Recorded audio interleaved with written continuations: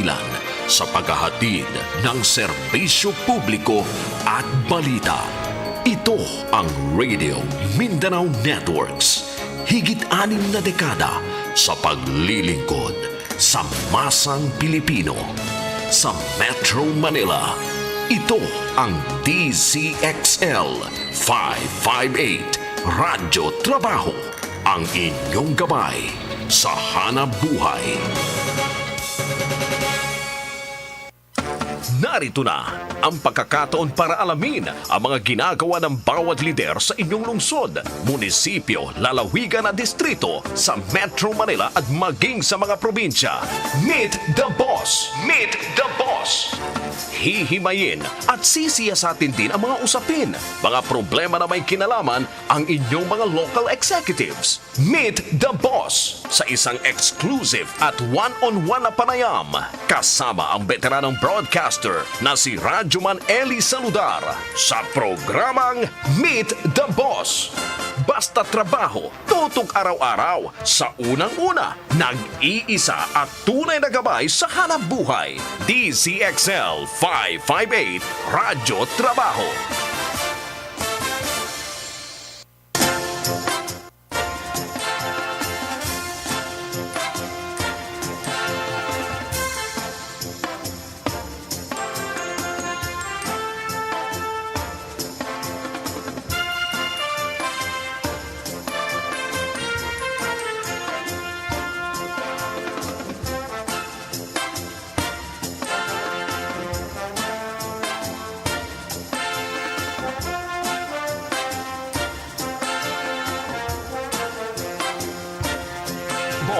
With Ely Saludar sa Radyo Trabaho.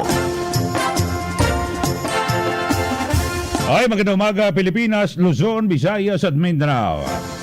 Ito na po ang Meet the Boss. At siyempre ngayon po araw ng Tuesday, August 4, 2020. Magandang umaga at siyempre ngayon po unang araw sa pagbabalik po muli ng MECQ, ito hong Modified Enhanced Community Quarantine dito po sa Metro Manila. At siyempre kasama ho natin dyan ang Cavite, Laguna at Rizal, gayon din ang Bulacan, mga kasama. Pero ngayon ho, kanina yung sa ating ronda pasada ni Media Man Ely ay marami pa rin ang mga sasakyan at actually ang natanggal lang naman ho yung mga pampublikong sasakyan, di ba? Yung mga pampaserong jeepney na naunang pinayagan, pati yung mga bus, wala po. Kaya bahagya lang, no? Pero ganun pa rin ho, dahil sa ito modified ECQ naman ho At marami na rin pong mga bukas na industriya o kumpanya o negosyo. Sa mga restaurant lang, ang muling ibabawal dito yung dine-in. Pero take out pwede pa rin ho, mga kasama. Okay, oras ho natin, 9:17 na ho na umaga. Samantala sa mga oras na ito, alamin natin ang magiging lagay ng panahon mula po sa Weather Forecasting Center. Whether dry or wet, dapat ikaw ay prepared. Narito ang weather update. Mula po sa DOST, si Chris Perez. Chris, good morning. Magandang umaga din po. Magiging maulap na may mga pag-ulan at ilang pulupulong pagidlat at pagkulog dahil sa bagat ang Batanes at Babuyan Group of Island, ganun din ang Ilocos Region at Cordillera Administrative Region. Samantala dahil naman sa low pressure, magiging maulap na may mga pag-ulan din ang Eastern Visayas at ang buong Mindanao. Dito naman sa Metro Manila, sa natitirang bahagi ng ating bansa, generally maliwalas ang panahon pero may tsansa rin ng ilang pulupulong dagliang pag-ulan o mga pagkidlat at pagkulog lalo sa dakong hapon o gabi. Samantala ang low pressure area nga, kaninang madaling araw ay tinatayang nasa 360 kilometers ang layo silangan timog silangan ng Mindanao at bagamat malit ang tsansa nitong maging bagyo, patuloy tayong magmamonitor at magbibigay ng update sa ating mga kababayan through our public weather forecast. Yan muna ang latest mula dito sa Pag-asa Weather Forecasting Center. Ako si Chris Perez, nag-uulat. Meet the Boss with Ely Saludar sa Radyo Trabaho. Okay, maraming salamat kay Chris Perez ng Pag-asa DOST. At samantala mga kasama, ngayong araw na ito, bagamat naka-lockdown po ang Senado, pero hindi po ini-lockdown yung kanilang pag-iimbestiga dito po sa mga di umano'y malawakang katiwalian sa Philippine Health Insurance Corporation na PhilHealth, mga kababayan. So,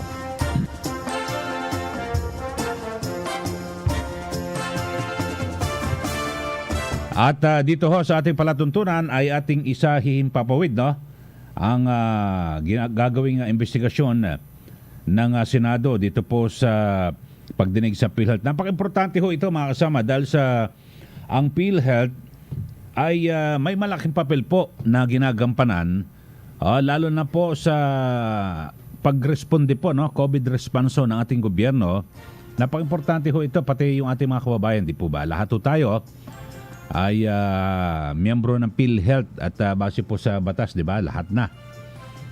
Importante ho na yung pera ay, di ba, nakatitiyak tayo na napupunta sa maayos at bagamat yan mga aligasyon pa lamang, alamin ho natin kung may katotohanan yung nasabing mga aligasyon ng katiwalian sa PhilHealth, mga kasama.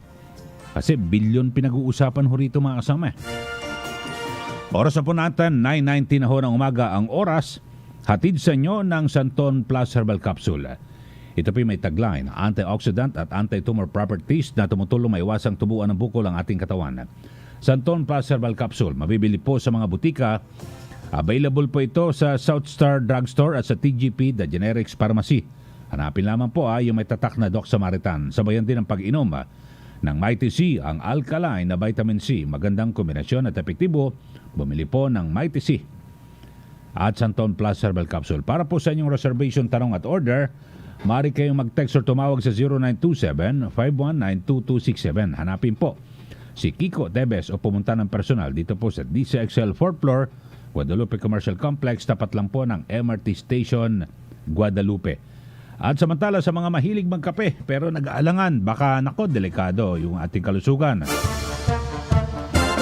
Narito na po ang Nature Soya Coffee na patunayan po ng mga eksperto na makatutulong na patibayin ang ating immune system para labanan ang mga karamdaman. Ang Nature Soya Coffee ay may isang cup po ng soya, mangustin at agaricus mushroom na makatutulong na balansehin ang testosterone level na makalalakihan para maiwasan ang pagkakaroon ng prostate problem tulad po ng prostate cancer. Kaya uminom ng Nature Soya Coffee, ang kape na gagabay sa inyong kalusugan, mabibili rin po sa mga butika. Meet the Boss with Ely Saludar sa Radyo Trabaho. Good morning, kina Rico Kabugayan, Rose de la Cruz, Kiano Timothy Ibuig, Arnold Gabatin. Magandang umaga po sa inyo, Arnold. At samantala mga kasama, maya-maya ay ating ipapasok ang ilang bahagi ng ginagawang pagdinig. Kasi ito, personal na pinatawag ng Senado yung mga sinasabing testigo at opisyal ng PhilHealth, mga kababayan. At sa pamamagitan ng kanilang President CEO, si Retired General Morales, mga kasama, yun pinapaharap. At alamin natin ang detalye.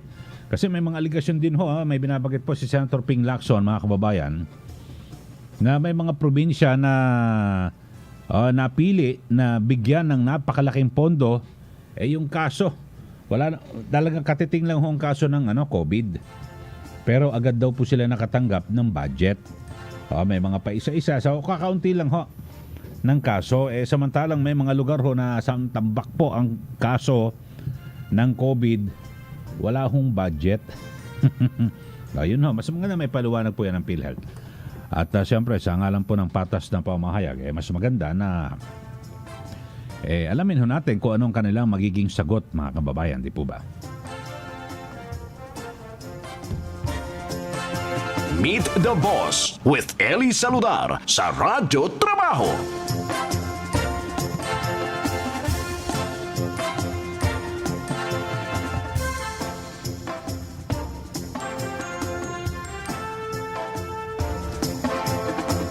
Okay, sandali lang inaayos lang natin linya, Diyan po sa Senado, papaalala muna tayo. Oras natin, 9:23. That time check was brought to you by ACS Manufacturing Corporation, ISO certified world-class quality. ACS. That portion was brought to you by Joy. Purong patak, bisang katutak. Para sa damit na ka-bloom sa bango, subukan ang Charm Fabric Conditioner. Charm that farm, bangong kumaka-bloom.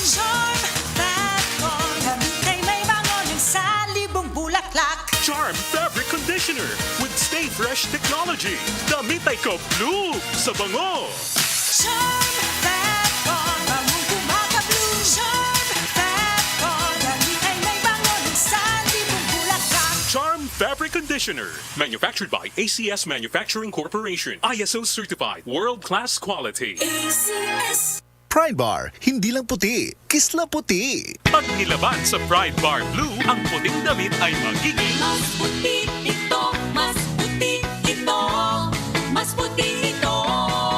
sa Pride Bar Blue. Pwedeng hindi na ako magtina, anyel o bleach dahil ang Pride Bar Blue ay may power whitener na nanunuot sa bawat hibla. Kaya ang damit ay kisla puti at panayan pa sa kamay. Mas puti ito, mas puti ito, mas puti ito. Pride Bar Blue with power whitener. Di lang puti, kisla puti. Pride Bar Blue. Manufactured by ACS Manufacturing Corporation. ISO certified. World-class quality. ACS. Radyo Trabaho. Ang inyong gabay sa hanapbuhay. Meet the Boss with Ely Saludar sa Radyo Trabaho. Okay, oras na po natin, 9:25 na po ng umaga at alamin natin yung pinakahuling balita mula po dyan sa Senado. Dahil sa ngayon, magkaharapan ho, no? Yung mga nag-aakusa at inaakusahan. Alamin natin ng detalye at naroon po si XL Radyoman 1, Grace Mariano. DZXL Radyoman Report. Senate Committee of the Whole ang dumidinig dito sa mga nabunyag na anomalya kaugnay dito sa Philippine Health Insurance Corporation of PhilHealth. So ang namumuno mismo ay si Senate President Tito Soto III. Ongoing na siya, so pakinggan na po natin itong pagdinig ng Senado. Joel Villanueva. We will, before we begin the discussions, we will allow the resource persons for a presentation. We will be allowing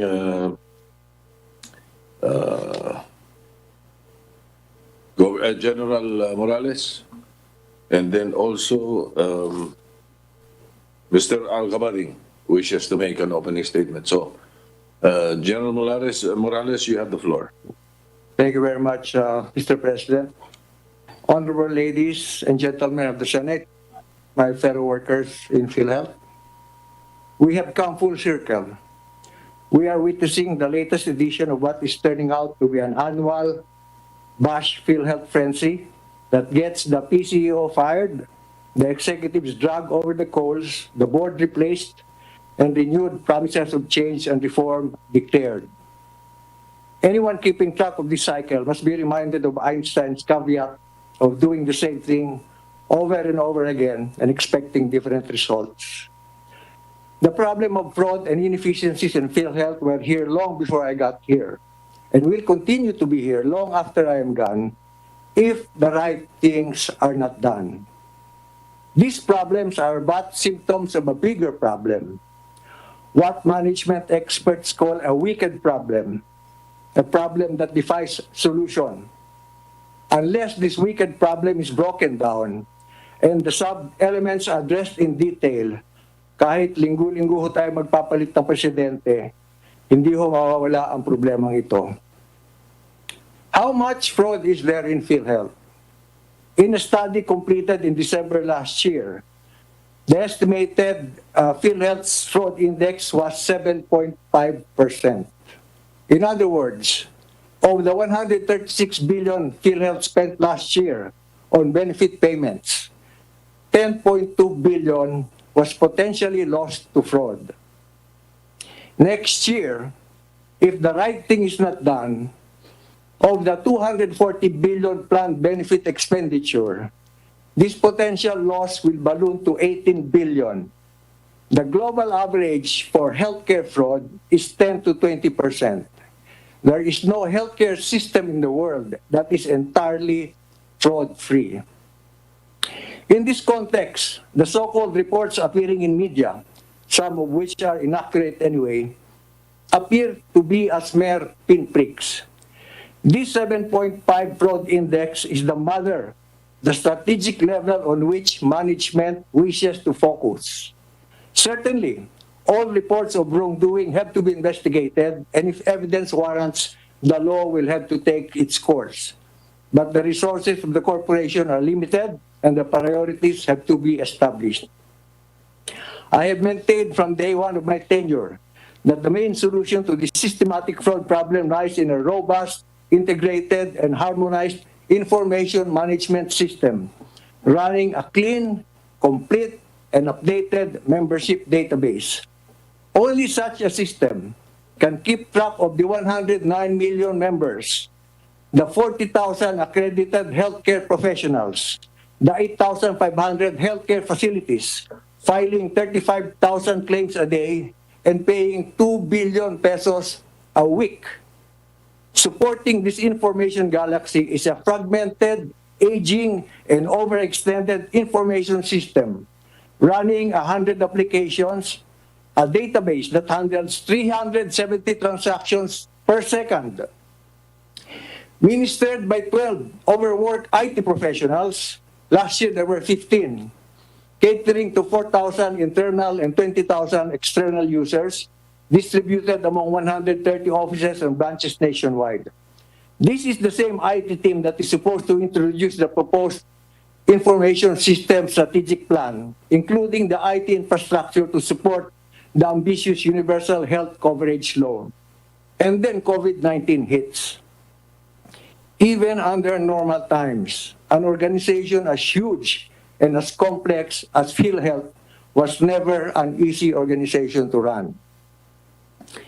It is important to take note of this detail. If the corporation stands to lose tens of billions a year through fraud, which can be avoided by information technology, then the alleged overpriced 2.1 billion IT program over 3 years appears paltry indeed.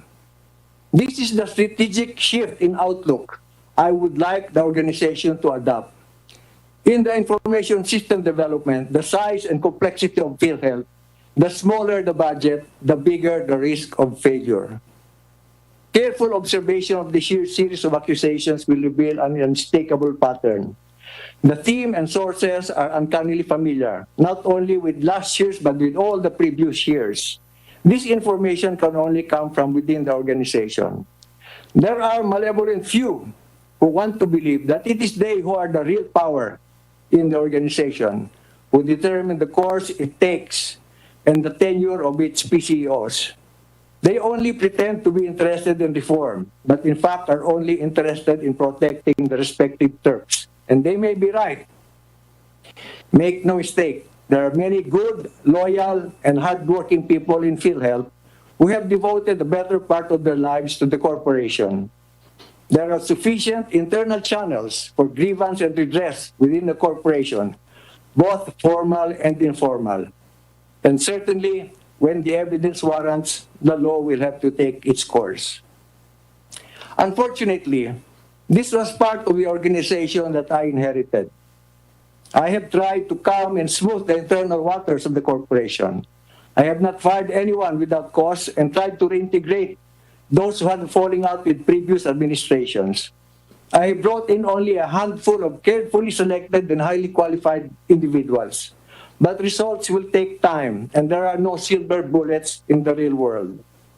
Nevertheless, despite its imperfections, PhilHealth last year paid for the health benefits of 14 million Filipinos, about 12% of our population, many of them indigents.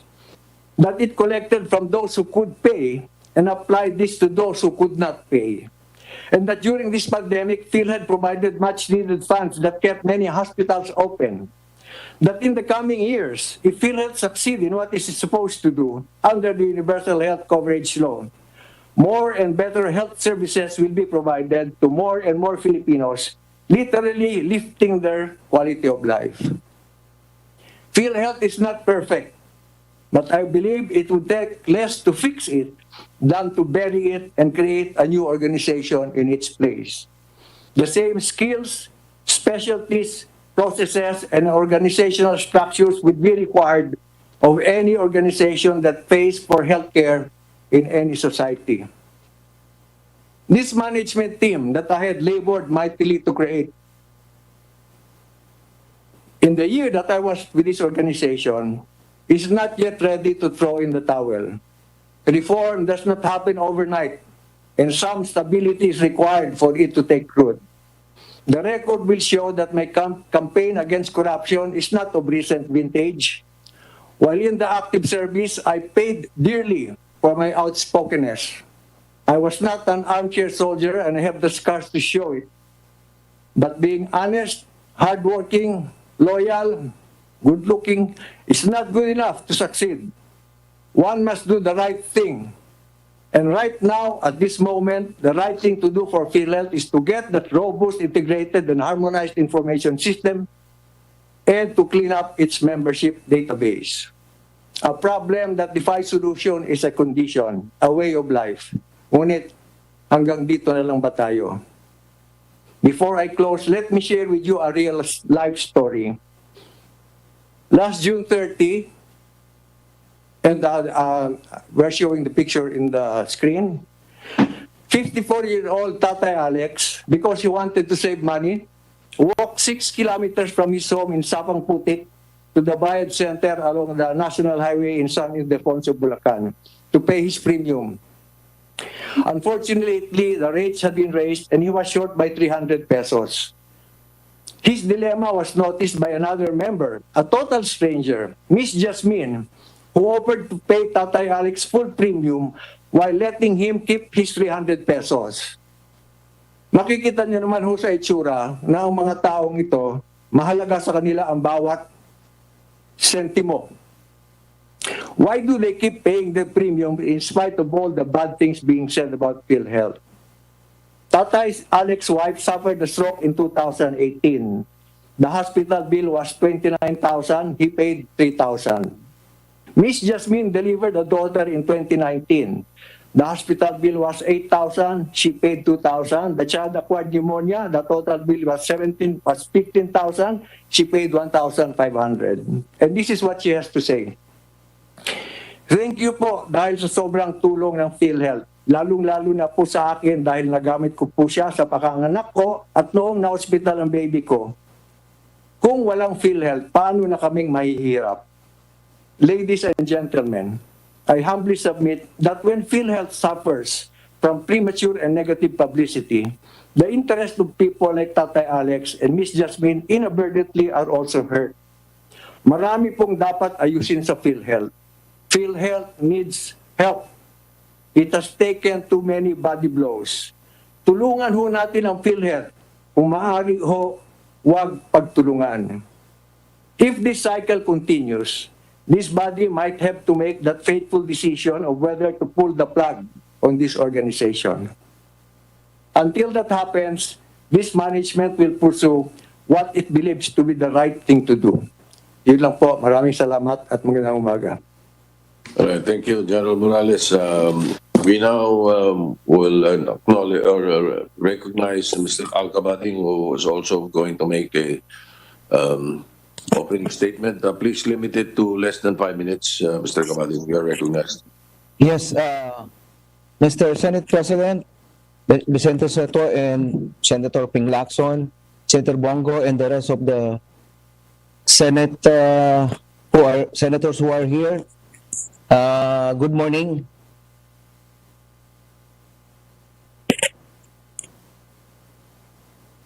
Let me start by saying that majority of the PhilHealth employees are hardworking, honest public servants who have been serving our country tirelessly, especially during this pandemic. Sadly, I cannot say the same for the present leadership, the executive officers of PhilHealth. When I was appointed as board member, I vowed to do my job to the best of my ability. I am an accountant by profession, and it's normal in my life of work to look at numbers. It makes sense of it. This when I discovered that there were numbers in the IT budget and financial reports that does not add up. I tried my best to find solution to the concerns internally by bringing it up with the board and with management. But the most frustrating part is that management seems to be tolerating these fraudulent acts by their inaction against these executive officers of PhilHealth who are obviously compromised. Mr. Morales, we should stick to the issue rather than resort to character assassination, which are the IT and financial concern of PhilHealth. My mandate from the President is clear. Bantayan kung may kawatan diha sa PhilHealth. In Tagalog, bantayan kung may magnanakaw sa PhilHealth.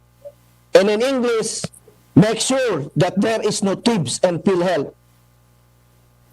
I will continue to make sure that I serve my mandate. I am here today to testify, not to condemn anyone, but to help fix the PhilHealth Insurance Corporation. I would like to extend my heartfelt gratitude to the other members of the board, General Marlene Padua, Dr. Grace Gonzara, Sharon Almanza, representing Secretary Sani Duque, Dominguez of Finance Department, Attorney Ryan Lita, representing Secretary Wendell Abisado, Attorney Benavides, representing Secretary Belly of Dole, and especially Dr. Susan Pineda Mercado, which I drew strength from her, who is also passionate about improving the services of PhilHealth. Sado, she resigned, effective June 30. Lastly, I would like to thank all employees of PhilHealth who helped me understand the operation of PhilHealth, including the corruption issues within. I was appointed as Director, Finance Expert Panel of the Philippine Health Insurance Corporation, July 2019. As a member of the board, I have come across information regarding discrepancies in the information technology, IT sector, and the finance sector of the corporation. On or about December 15, 2019, the IT sector submitted its original budget request for approval by the Board of Directors in the amount of 2.1 billion.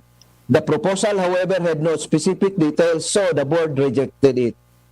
The board directed the IT sector headed by Senior Vice President Jovita Aragona with her senior manager Alex Gabuya to submit description for the items listed in the budget request. However, they keep on submitting vague and scrambled data in an attempt to confuse the board. During the risk committee meeting on about January 8, I questioned some of the items in the proposed budget. This made the IT sector lower the proposed budget to 1.9 billion, allegedly due to typographical error. On February 15, I moved to approve only 25 million for the IT budget since I was told by Renato Limsiaco Jr. that this is the item needed to sustain the expired subscription the following month. On March 12, 2020, the board was asked by Jovita Aragona to approve more than 302 million IT supplemental budget. And her reason, otherwise the entire PhilHealth system will collapse. The board had no choice but to approve the same. On April 23, during a board meeting, PCEO Ricardo Morales supported its proposal presented by Ms. Aragona of 750 million budget. And this is for IT again.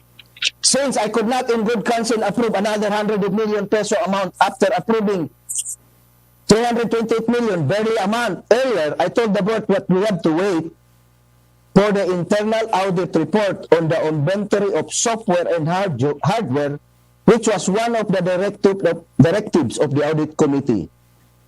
Sometime in May 2020, the internal audit results were submitted by the audit committee. I instructed the corporate secretary, Attorney Jonathan Mangawang, to include this as one of the agenda for the board meeting on May 9, 2020. 3 members of the board, Dr. Graciela Gonzaga, General Marlene Padua, and myself, agreed to have the internal audit report reported directly to the board with the permission of Audit Committee Chair Sharon Almanza, representing Department of Finance. However, even if it was included in the May 9, 2020 board agenda, PCO Ricardo Morales, who was presiding, said that it should first be presented to the Audit Committee on May 23, 2020. Dr. Mercado argued that many of the items in the agenda were not as important as that of the proposed IT budget, which was the second agenda in the item in the agenda, but to no avail. The IT proposal for the approval of 260 million was presented, and Ms. Aragona's argument in support of the proposal was that the items in the budget were not included in the internal audit report. It was only during this meeting, after much questioning, that the board was informed by Jovita Aragona that there was already an approved information system plan, ISSP, by the Department of Information, Communication and Technology, DICT. The internal audit report contained the discovery of major discrepancies in the sector's representation.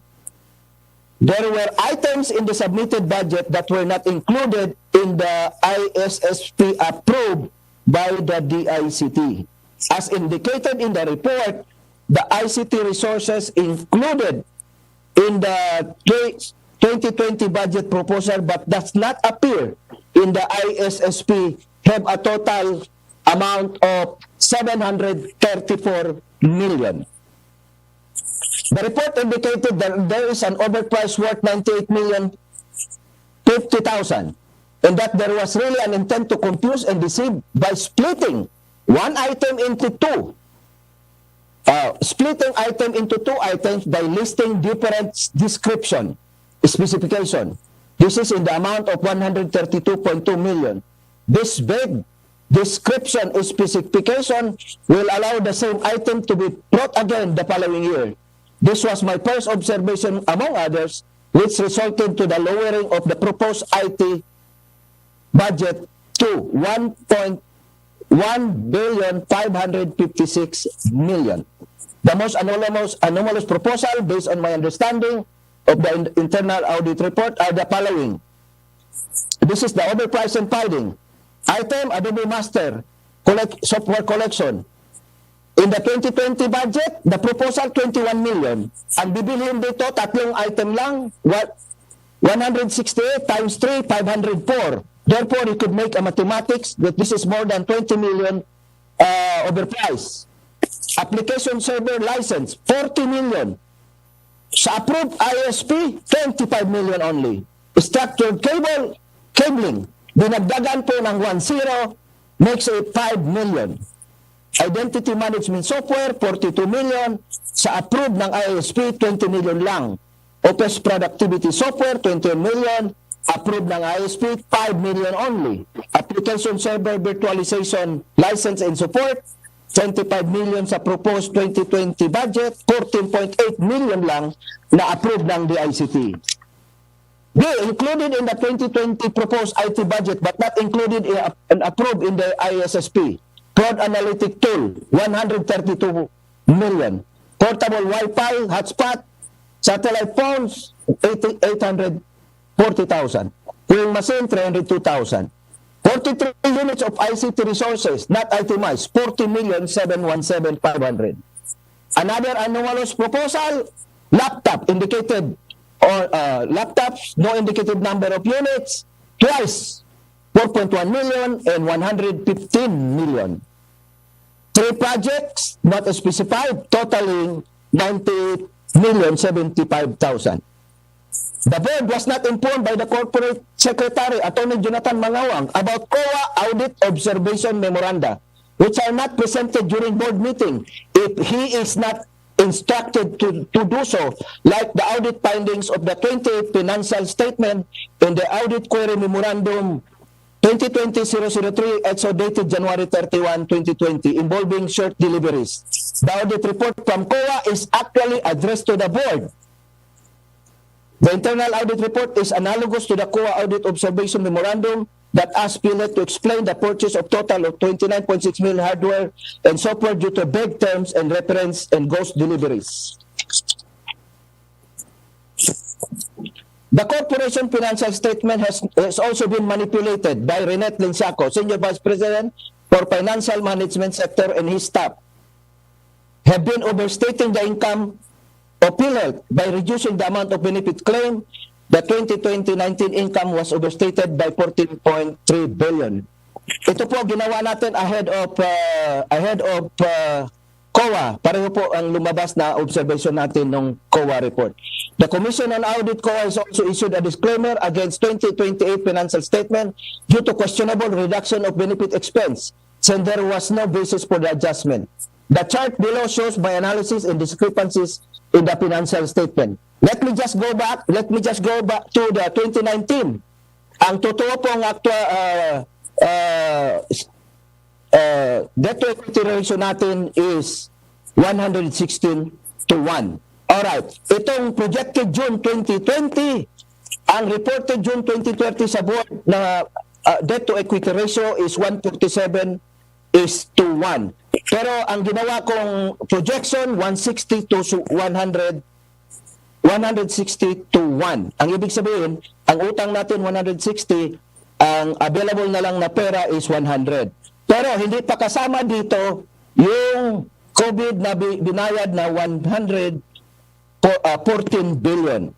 If you will look at it, ang totoong debt to equity ratio as of June 30, 2020 is 170 is to 1. Including the 14, this is including the 14 billion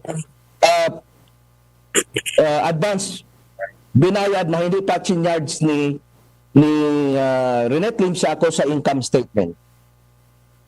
The most frustrating part of my work in PhilHealth is that management seems to be tolerating these fraudulent acts by their inaction against these executive officers of PhilHealth.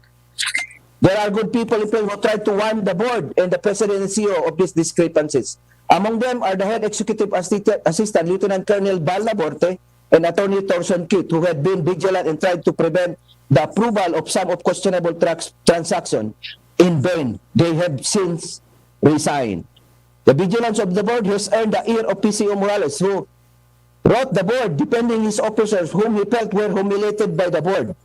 This led to an exchange of letters between PCO Morales and some members of the board, especially myself. In this letter, I mentioned that instead of questioning the board, he should be thankful that we are vigilant. I also question why he has repeatedly endorsing the IT proposal without waiting for the internal audit report.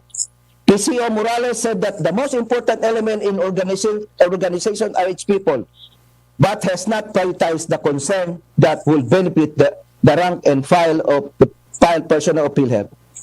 An example of this was the Welfare Support Assistant, WESA, the grant of which was delayed by management by asking for the opinion of Governance Commission for GOCCs, GCG.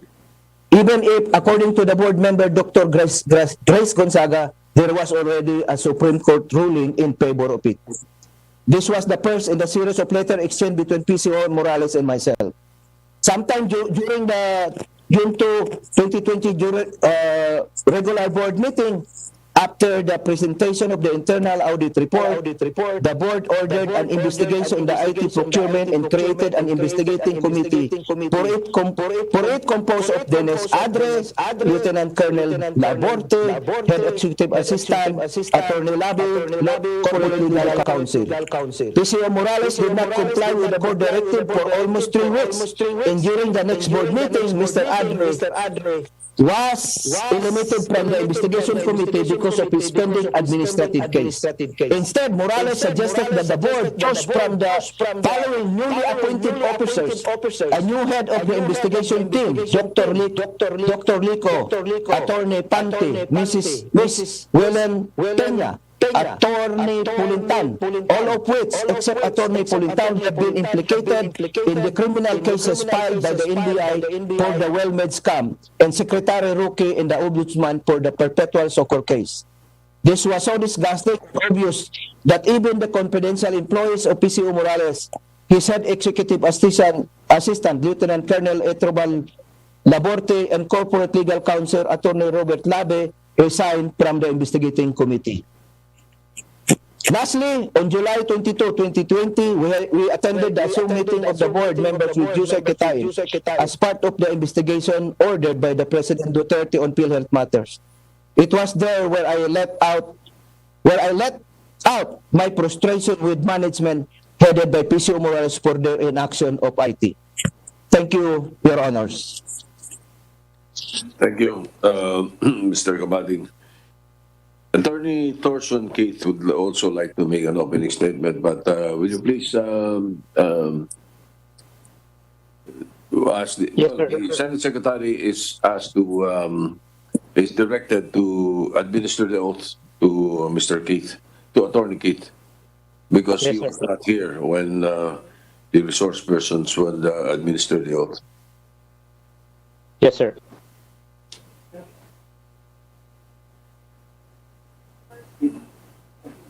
Attorney Thorson Keith. Attorney Thorson Kitt, please raise your right hand. Yes, sir. Do you swear to tell the truth and nothing but the truth in this investigation in aid of legislation? Yes, sir. Opo, sir. Thank you, sir. All right, you're recognized. Please try to limit the opening statement. Yes, sir. Opo, sir. Salamat po, salamat po, sir. Magandang umaga po sa mga kagalang-galang nating mga senador at mga senadora. Magandang umaga din po sa mga kababayan natin na nandito at mga kababayan natin na sa ibang bansa. Ako po si Attorney Thorson Montes Keith. Kabibitiw ko lang po bilang Anti-Fraud Legal Officer ng PhilHealth. Ang pangunahing trabaho ko po bilang Anti-Fraud Legal Officer ay maging espiya sa mga korap na empleyado sa PhilHealth. Ayaw na ayaw ko po sa mga korap kasi ang tingin ko sa kanila mga api. Ayaw ko po na inaapi ang mga mahihina at walang laban. Ayaw na ayaw ko din pong ako ay inaapi at ako po ay lumalaban sa mga api. Higit po sa lahat, ayaw na ayaw kong inaapi ng kahit kanino man ang mga OFWs kasi sobrang naawa po ako sa kanila. Sa katunayan nga po, doble-doble po ang binabayaran ng OFWs kasi pati po ang employer's share ay kanilang binabayaran. Hindi pa nga po magamit ng mga OFWs ang PhilHealth sa ibang bansa, pinadoble pa ang bayad nila ng mga aping sindikato, mafia na execom ng PhilHealth. Narito po ako ngayon para magbigay ng aking nalalaman sa malapandemyang korupsyon sa ahensya ng PhilHealth. Sa aking ipapahayag, naniniwala po ako ng balak ng mga sindikato o mafia ng PhilHealth ng pagkukuhanan ng impantatapal sa mga nawaldas at ninakaw nilang pera ay sa mga overseas Filipino workers.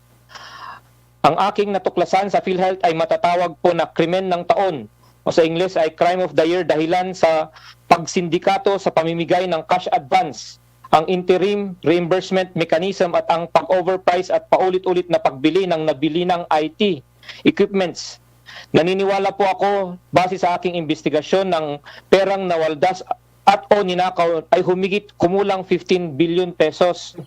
Naniniwala po ako ng dahilan kung bakit hindi natatapos ang korupsyon sa PhilHealth at naging kultura na nga po ito ay ang pagtatalaga o paglalagay ng mga sindikato o mafia ng kanilang kasamahan, kasabwat o kapwa-sindikato sa matataas na posisyon at mga posisyon na nakakatulong sa kanilang illegal na operasyon.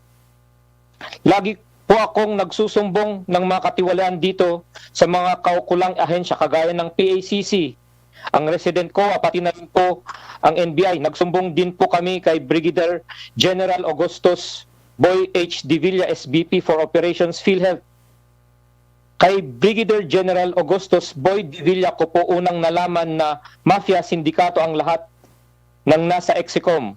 Kung mapapansin nyo po, sa lahat po ng mga anomalyan transaction ay wala siyang pirma.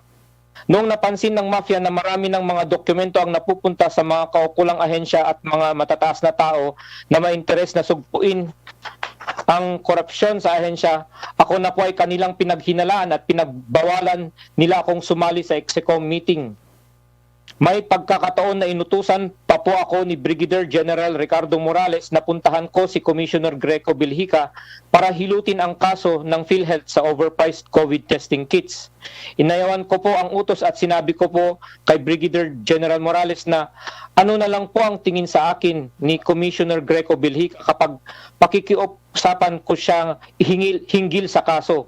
Namula po si Brigadier General Ricardo Morales nung sinabi ko iyon. Nandun lang po sa tabi namin si Colonel Etrobal Laborte. Naniniwala po ako na masusugpo na natin itong malapandemyang korupsyon sa PhilHealth.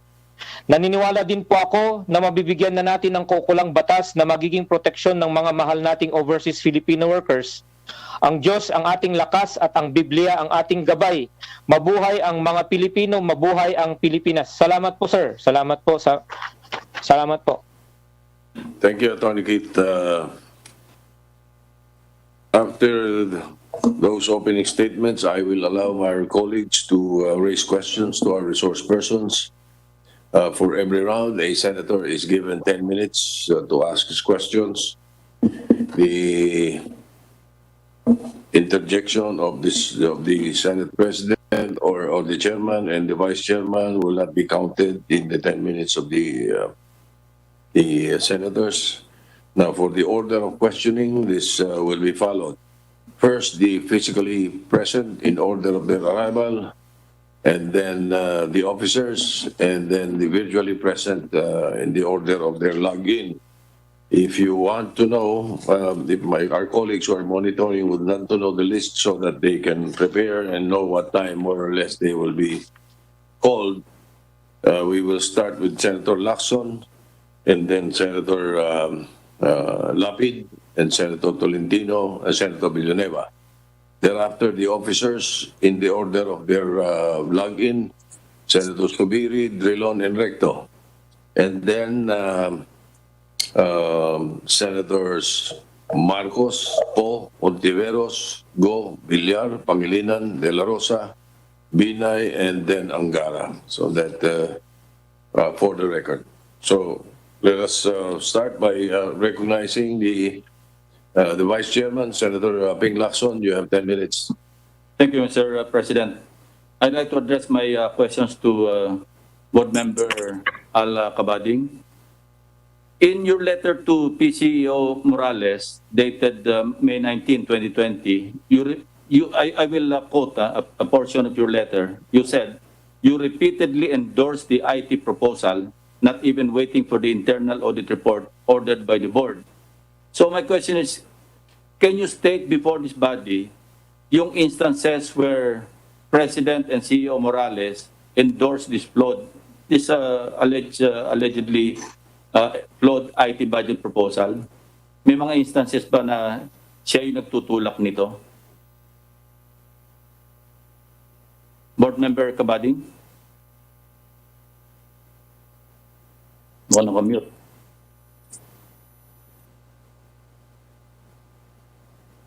Yes.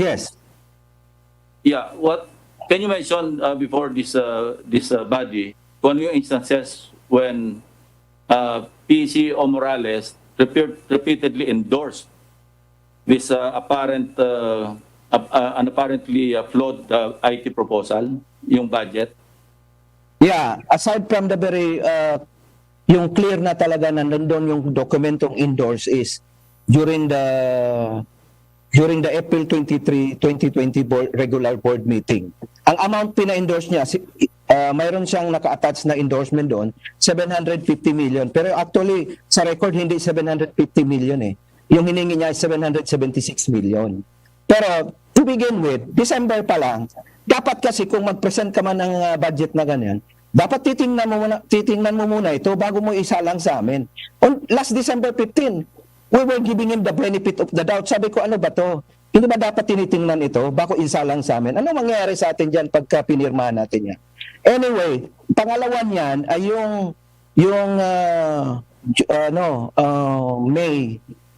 May something, May 9, because April 23, May 9. Dinagdagan na naman ng 216. Sabi ko, dito na nagkaroon ng heated argument because why are you are trying to set aside the internal audit report pagkatapos ngayon sasabihin mo na unahin mo na yung 216 just because the internal audit report does not mention the item of the 216 million? Yun po, Mr. Senator. And I understand there's also a letter coming from PCO Morales addressed to the board. Would you confirm this, General Morales? I think this is dated. This is about the board meeting held last May 14, 2020. Sumulat po kayo sa board at you acknowledge the fact that there were apparent irregularities in the budget proposal ng IT. May I see a copy of this letter, Senator, please? Is this, Yes. Yes, there is a copy plus on the board.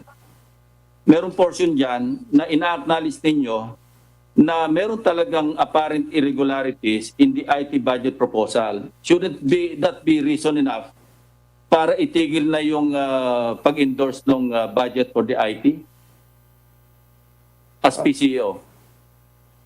And instead, order investigation or further inquiry as to the proposal, budget proposal. Can I have a legible copy of this letter, Senator, so that I can... But this is your letter to the board, eh?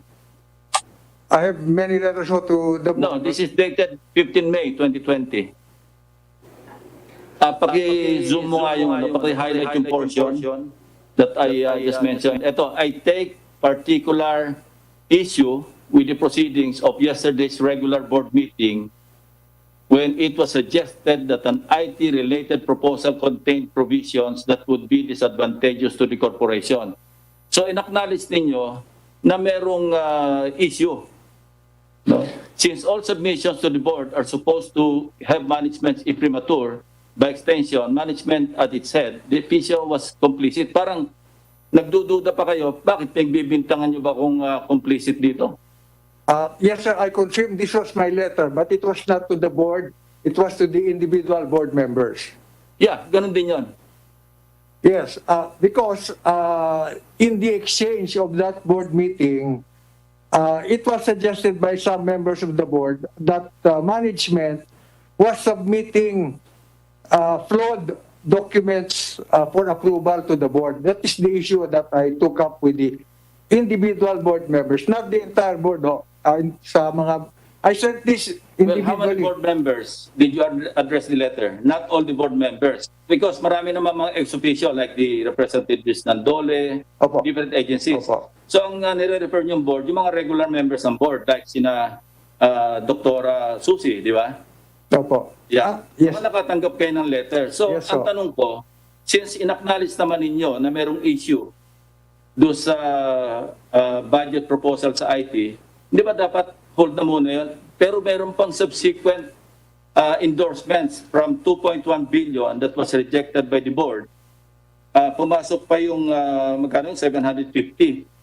And then meron pang 328. Bakit persistent pa rin yung and at what point I would like to ask Dr. Mercado to confirm or deny this, na at one point nung pinasok yung 328 dahil ang sinabi ninyo at least si Ms. Argona, magkukulaps yung IT system pag hindi nyo in-approve. Because ang na-approve lamang yung yung motion ni Mr. Kabading na 25 million. And then, subsequently, there was a supplemental budget, 328, na ang sinabi ng ninyo sa board, I was referring to Ms. Argona, magkukulaps yung IT system. So, si Dr. Mercado, nakapag-comment na para naman yatang pinablockmail atong board. Would you confirm that, Dr. Susi? Thank you very much, Senator Lacson. Ang nangyari po kasi dito, noong nilabas pa po, unang nilabas yung budget, katulad po nung sinabi ni board member Al Cabading noong December, kulang po ng justification. Hindi po namin masikmura na ipapasa namin ang budget na yon dahil hindi po ma-explica ng mabuti kung saan pupunta yung pera. Malaking pera po 2.1 billion. At ako po, bilang public health panelist po ng PhilHealth, excited po ako na may ganong kalaking pera para sa information technology dahil sa trabaho ko po sa baba, sa grassroots level, tumutulong po ako sa ibang mga LGU at sa ibang mga opisina. Nakikita ko na yung pong information technology system po natin ay talagang 20 years behind po tayo. Wala po tayong mga laptop, wala pong mga gamit, hindi po kabit-kabit ang mga sistema. So kung ikaw po ay isang pasyente, palaging bago ang record mo. No? So sabi ko magandang pagkakataon nito. Nagulat lang ako na nung humingi na kami ng mga explanation tungkol sa ano ang paggastos nung 2.1 billion na napakalaking pera nga, ay lagi pong hindi tama ang hindi sapat ang naisasagot. Ngayon, ang ginawa po, hindi ko matiyak kung yung audit committee or yung finance committee nagpagawa po ng audit, yung pong internal audit na nasa inyo. Nung ito po ay papag-usapan na sa board, dinilay po. So nagtataka po kami kung bakit hindi ito priority. Sa halip na pag-usapan yung audit report para kwentas klaras, maayos natin, ang nangyari ay humihingi pa sila ng pera ulit. Supplemental. Yes. So ang sinabi po sa amin nung unang panahon na yon, nung mga March, ay kung hindi po, meron po silang mga hindi natapos na kontrata noong 2019 na kung hindi po maaaprobahan ang budget, ng supplemental budget, ay titiklop po ang IT system ng PhilHealth. So ang board po, ang pakiramdam pag hindi namin inaprobahan itong 328 million from the 2019 budget, na dapat nagastos na nila yun, uulit na naman daw sila ng bidding process. So ito po ay inilapit sa DBM at sinabing pwedeng mag-supplemental budget. So meron pong na-release na pondo para dun sa isang project ng 2019. Iba po yun sa 2.1 billion na hinihingi for 2020. So ang nangyari po dyan, nung itong mga panahon na to, medyo mainit na po ang usapin namin sa board kasi frustrated po kami na hindi po tinatalakay yung audit report. Sa halip, ibang pinag-uusapan. At bukod pa doon, humingi pa ng karagdagang pondo. So, yun po ang frustration namin sa board. So, Ms. Aragona, bakit ayaw niyong itakil yung audit report? Importante yon before the board would approve the budget proposal. Kasi hindi sila mag-approve, pwede sila sumabit. So, kindly explain or respond to the statement made by Al-Kabading and Dr. Asusi. Yung decision about not to tackle the audit, it was not from me, sir, during the time not to tackle the audit report. Sino? I think it was... Corsec. Opo, sir. Corsec Mangawang. Yeah. Good morning, Mr. President and all other members of the Senate. Actually, there was a letter from the Office of the Chair requesting that the IAG report, which was in the agenda, be referred first to the Audit Committee as a matter of protocol before elevating it to the board. And the Audit Committee agreed to have an audit committee the following week after May 14, prior to presentation to the board. Yeah, sige. President Morales, would you acknowledge na merong kang duda na pwede may irregularity talaga dito sa budget proposal? No, sir. I don't think yung sa 2.1 billion? I think it was a matter of explaining fully to the members of the board the details of the IT system.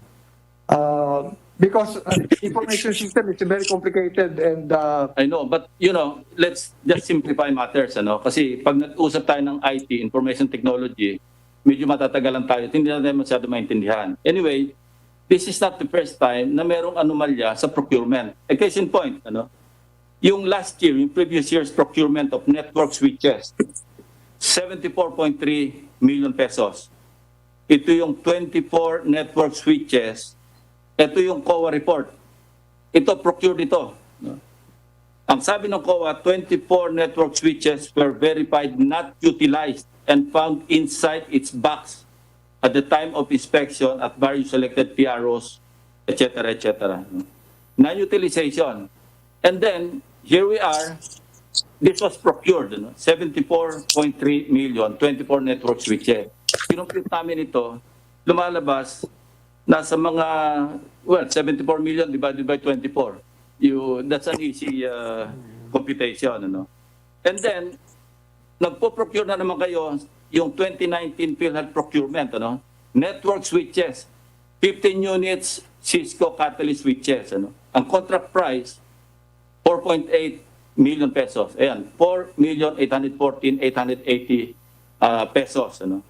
Ang market price, 939,360. So ang difference, because, and I would like to ask Colonel Laborte, ang lumalabas dito, ang overpriced ninyo, yung ma-incur na losses ng government, kung natuloy ito, because this is an awarded contract, but not procured, kasi napigil, hindi na-implement. As a matter of fact, I think one of the board members, sino yung, kasi napirmahan na ito eh. And then, medyo pinunit yung mga pages na pirmado kasi alam niya sasabit. Look, 62,000 pesos. Na presyo nito, yung galing sa unit price ng IAG ICT report do sa ISSP, 441. Yung unit price as per IT clearance from IMS, 420. Yung unit price sa bid price, yung SBAC, sabi lang, nakatipid kami rito kasi 320,000 lang ang bibili namin sa halip na 420. Pero a simple checking, Google lang, no? Doon sa mismong website ng Cisco, and lumalabas $1,224. I-51 to 1 mo na lang yung exchange rate, that's roughly 62,000 pesos. So, nanakawa na naman yung gobyerno, yung pera ng PhilHealth, in the amount of 3.8 million pesos. Alam mo, masyadong blatant, masyadong brazen. Hubris ang tawag dito. Na ganitong kalaki yung overprice, hindi na natatakot na mabubuko. Alam nyo, yung here and there, 5%, 10%, pero siguro pikit na natin yung hindi lang isang mata, siguro dalawang mata, pero my God, 3.8. Tapos hindi pa yon. Nakabox pa yung 24 units, magpo-procure pa uli ng 15 units. Saan gagamitin? Nakabox pa nga, sabi ng COA eh. As of January 31, 2020, nakabox. Ito naman procurement na ito, August, I think 20 of 2019. Kasi kung nakabox ito ng January 31, 2020, nakabox pa rin ito ng August 20, 2019. So this is not the first time that an IT equipment procurement is fraught with anomaly. So, rightly so, yung board, medyo alanganin sila. Kasi pwede rin sila makulong kung sakaling pipirma sila. Because pag pirma mo dyan, nandyan ang signature mo. And that's the reason why nakalimutan ko lang yung pangalan ng nagpirma doon sa award. Ano? And then he or she was very, was just being careful to punitin yung, I think 6 pages yun eh. Kasi nakapirma siya doon. Kasi pagka nakalusot yun, nasabit siya doon. And I'd like to ask Colonel Laborte, I think he's knowledgeable on this issue, about this issue. Colonel Laborte. Colonel Bal, are you there?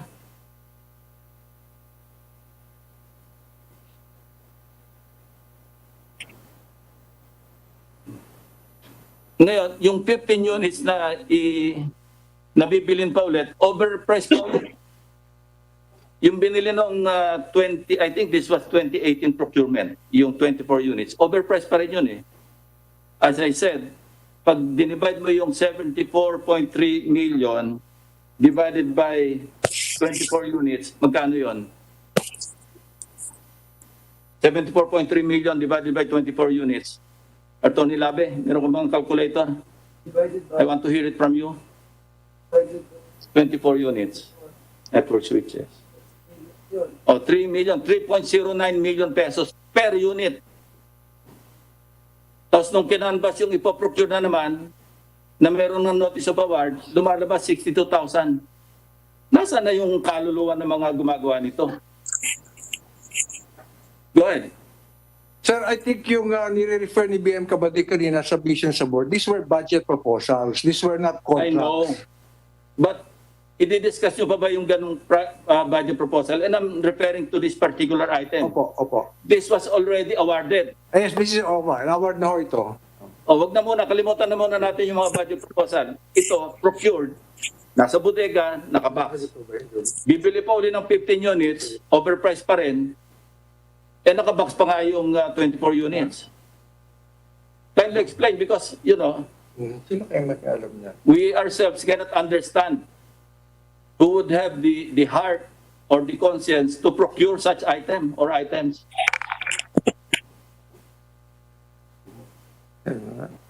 Oh, wala na makasagot. Sir, yung mga items kasi if it's okay to be given kung ano yun so that we can explain also. Record nyo ito eh. Po? Ito sa inyo nang galing ito. Yes po, Sa may PhilHealth. mga... Huwag mong hingin sa akin kasi kayo nagbigay sa akin ito. Ah? Hindi ikaw. Hindi ako. Pero PhilHealth ang nagbigay sa akin ito. Kaya huwag mo kong hingan sa inyo galing ito. Sige po, sino po nagbigay? I won't tell you, but galing sa PhilHealth because these are official documents. Sige po. Even the COA report. Ito maliwanag. Meron niyang... Anyway, kindly explain. Colonel Laporte, we want to hear from you. Colonel Laborte is not logged in right now, but Attorney Kit would like to respond to your question. So, Attorney Kit, you are recognized. Sir, yung tanong po sir ni Senator Lacson sir na yung pumunit po dun sa 6 na pages sir, si Brigadier General Augustus Boy Divilla po sir, siya po ang pumunit doon sir kasi alam niya po na maanomalya yun sir. So pinunit niya po yun sir sa harap naming dalawa ni Colonel Balaborti sir. Divilla, kindly respond. Did you actually... Sir, noon time sir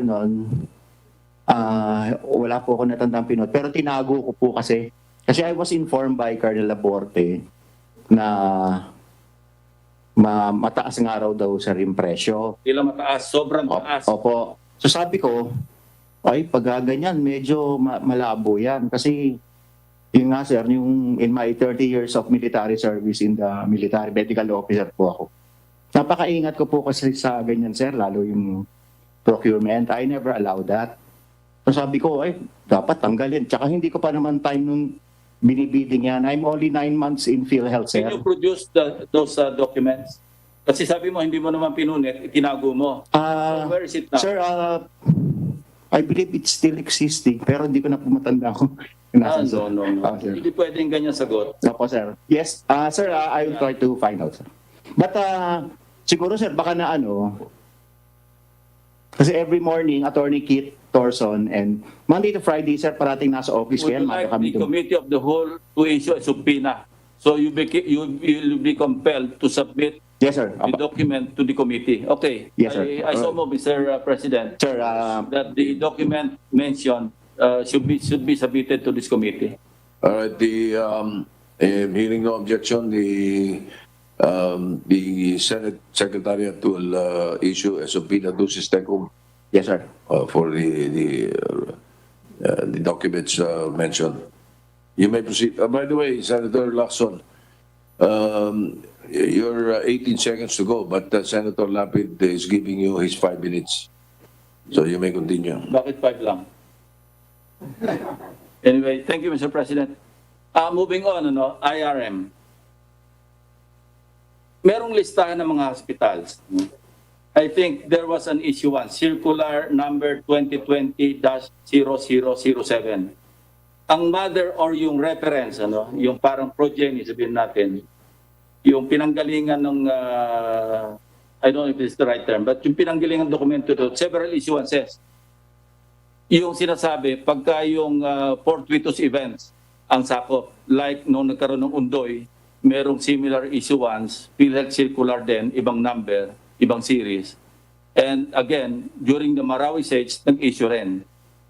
Now, ang talagang intent ng interim reimbursement mechanism, it is a special privilege for the provision of substantial aid to an eligible HCI, healthcare institution, directly hit by a fortuitous event with a clear and apparent intent to continuously operate para ma-rebuild, para hindi ma-hamper yung kanilang operation, binibigyan ng interim reimbursement under the IRM mechanism or policy, binibigyan ng pera. But eventually, when you issued 2020 circular number 2020-0007, ito na yung COVID-19. Bakit parang nag-deviate dun sa intent ng IRM? Parang nasama na yung COVID patient. wala doon eh. Rebuilding their critically damaged healthcare system na yung lumabas. Samantalang calamity, Marawi Sage, man-made or natural, yung intent. Kindly explain why you deviated from the original intent of that circular.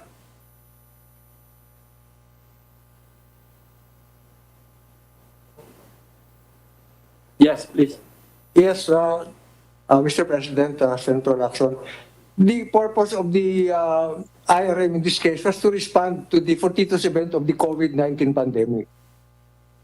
At that time, and even today, we do not know the extent and the how long and how deep the pandemic is going to hit. So it was a preemptive move to provide the hospitals with funds so that they could respond to the pandemic if and when it happens. So ang fortuitous event po dito, yung pandemic, to keep them operating. Yun po ang... Okay, granting without accepting.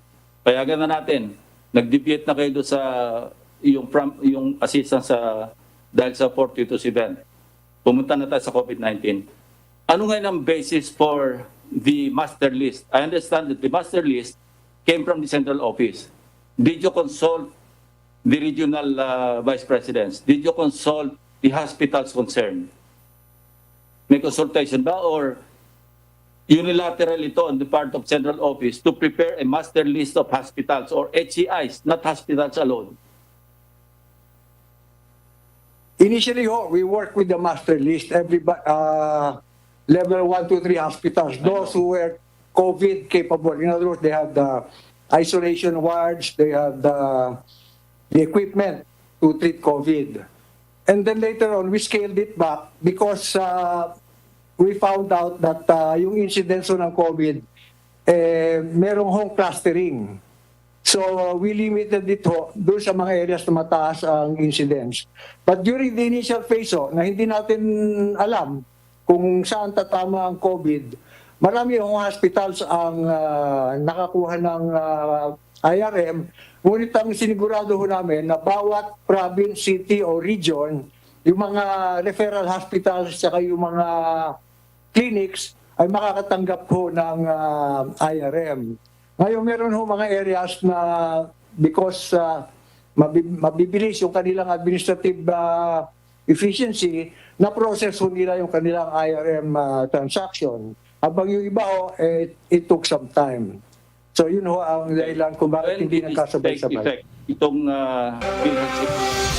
Okay, balikan natin si Radyoman 1, Grace Mariano. Grace. Nagpapatuloy po ang pagdinig ngayon ng Senate Committee of the Whole kaugnay sa umano'y na bunyag ng mga katiwalian sa Philippine Health Insurance Corporation. Kanina, si Senator Panfilo Lacson pinangalanan yung mga kasalukuyang tumitistigo ngayon sa pagdinig. Yan ay sina Attorney Thorson Montescate. Nagbitiw siya na anti-fraud legal officer ng PhilHealth, si Estrobal Laborte, dating head executive assistant ni PhilHealth President and CEO Ricardo Morales, at ikatlo si PhilHealth Board Member Alejandro Bading. Kanina nagsalita na si Attorney Thorson Kate at sabi niya nasa 15 bilyong piso yung perang ninakaw base sa kanyang investigasyon sa PhilHealth. At binanggit din niya yung mga pinapabayad na doble ng mga may sindikato raw sa PhilHealth at dinodoble yung bayad ng mga overseas Filipino workers para pantapal doon sa mga ninanakaw nilang pera. At isa sa tinukoy niya yung paulit-ulit na pagbili ng mga overprices na IT system. Meron ng 2.5 billion pesos na budget para sa IT system, napakalaki, pero humihingi pa daw. Sa ngayon naman, tinatalaka yung mga overpriced na Cisco Catalyst switches, 24 units overpriced na binili, hindi pa nabubuksan, pero bibili na naman ng 15 units nito at overpriced na naman. Mamaya po magbabalik ako para sa dagdag pang mga impormasyong lalabas dito sa pagdinig ng Senado. Kasama mo sa Senado, Radyoman 1, Grace Mariano, Tatak Arimen, DZXL 558. Okay, maraming salamat mga kasama. Yan po ang nagpapatuloy na pagdinig o investigasyon ng Senado sa mga di umano'y anomalya dyan po sa Philippine Health Insurance Corporation o PhilHealth, mga kasama. Okay, sandali lang ho. At papaalam na ako. Maraming salamat po sa inyong pagsubaybay dito po sa ating palatuntunan. Ako pa rin ho inyong radyoman, Ely Saludar. Oras, 10:28. That time check was brought to you by Joy. Purong patak, bisang Manufacturing Corporation, ISO certified.